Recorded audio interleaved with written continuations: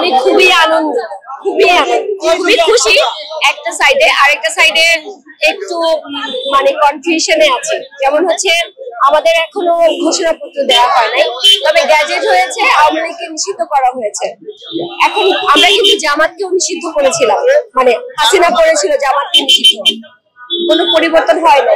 এখন ওই একই জিনিসের যদি পুনরাবৃত্তি ঘটে, যেমন আওয়ামী লীগ শুরু করে দিচ্ছে ফেসবুকে থ্রেড দেয়া, ফেসবুকে থ্রেড দিচ্ছে, তারপরে হচ্ছে মেসেঞ্জারে হুমকি দিচ্ছে, মেরে ফেলবে, কেটে ফেলবে, তারপরে হচ্ছে বুলিং এর শিকার হচ্ছি, রাস্তাঘাটে চলতে পারবো না, তারা আমরা কিভাবে নেতা হই, কিভাবে এনসিপি করি বা কিভাবে রাজপথে থাকি, তারা আমাদেরকে দেখে নেবে।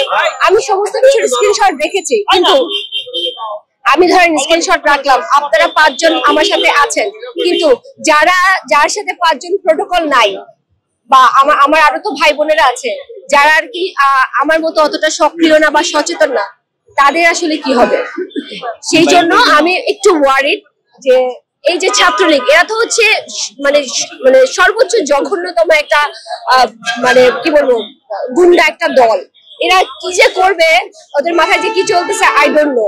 তো একই সাথে আমি খুশি যে আওয়ামী লীগকে নিষিদ্ধ ঘোষণা করা হয়েছে, একই সাথে আমি একটু বিচলিত ওদের কার্যক্রম নিয়ে, কারণ ওরা তো অভদ্র, ওরা যা ইচ্ছা তাই করতে পারে। মা বোনদেরকে বেইজ্জতি করা শুরু করা থেকে খুন, ধর্ষণ, রাহাজানি, ছিনতাই, ডাকাতি, যা ইচ্ছা তাই করতে পারে। So that's why I'm a little bit worried about that. And একই সাথে আমি অফকোর্স আমি অনেক খুশি। সেই এই তো to the point, thank you. তো সেই ক্ষেত্রে যেটা করা উচিত সেটা হচ্ছে যত দ্রুত সম্ভব এই I am sorry for my language, এই গুন্ডা বাহিনীকে যত দ্রুত সম্ভব বিচারের আওতায় আনতে হবে। যদি এদের বিচারটা দ্রুত শুরু হয়ে যায়, তাহলে এরা এই ফালতু কাজগুলো করার সাহস আর করে উঠতে পারবে না। কিন্তু এরা কিন্তু আপনারা ফেসবুকে দেখবেন যে আমাদেরকে কিভাবে থ্রেট দেয়া হচ্ছে। সুতরাং এই থ্রেট থেকে যদি আমরা বাঁচতে চাই, তাহলে আমি উপদেষ্টা মন্ডলীকে বলবো, আপনারা অনেক করেছেন আমাদের জন্য, আপনাদেরকে অসংখ্য ধন্যবাদ। আমাদেরকে সম্মান করেছেন, আমরা যে রাজপথে 72 ঘন্টা ছিলাম, আমাদের সেই থাকাটা বিফলে যায় নাই, আপনারা সেটাকে রেসপেক্ট করেছেন। এখন আপনাদের কাছে আমাদের একটাই অনুরোধ, যত দ্রুত সম্ভব আওয়ামী লীগের সমস্ত সংগঠনের যতগুলো অপরাধী আছে এদেরকে ধরে ধরে জেলে পুরে দেন, শাস্তির আওতায় আনেন।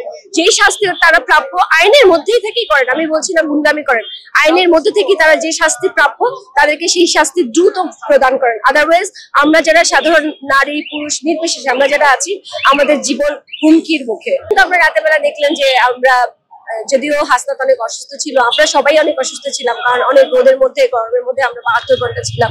তারপর আমরা রাতের বেলা ছোটখাটো আমাদের মতো করে উল্লাস করেছি।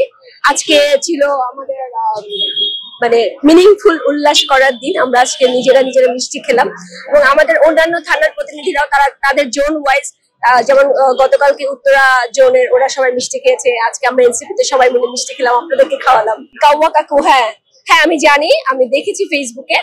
আমি পার্সোনালি যাচ্ছি না, কারণ আমার একটা ইম্পর্টেন্ট মিটিং আছে, বাট অন্যরা কেউ যাবে কিনা আমি সে বিষয়ে নিশ্চিত না। আমি ধানমন্ডি থানার জন্য আছি, আমি প্রতিনিধি না, আমি মহানগরে আছি, আমাদের কমিটি তো এখনো হয় নাই। ডিফিকাল্ট সেটা হচ্ছে, আমি উইশ করবো, আমার ইচ্ছা জাতীয় নাগরিক পার্টি এমন একটা জায়গায় আসুক, যেই জায়গা থেকে যে স্লোগানটা আমরা আসলে দিয়েছি, যে আমরা বিপ্লবের চেতনাকে ধারণ করি, বৈষম্যহীন একটা রাষ্ট্র চাই, আমরা যে কথাগুলো আপনাদেরকে বলে থাকি, সেই কথাগুলো যেন আমরা আসলে ফিল আপ করতে পারি, সেই জায়গা দেখতে চাই। আমি বলবো না যে পাওয়ারফুল সিটে দেখতে চাই, প্রধানমন্ত্রী হিসেবে দেখতে চাই, আমি নিজেকে মন্ত্রী ভাবতে চাই, এরকম কিছু না। অ্যাটলিস্ট অন একটা পলিটিশিয়ান হোক এনসিপি, যে পলিটিশিয়ানকে নিয়ে মানুষ গর্ব করতে পারে, যে পলিটিশিয়ানকে মানুষ ফলো করবে, যে পলিটিশিয়ানকে মানুষ আইডল ভাববে।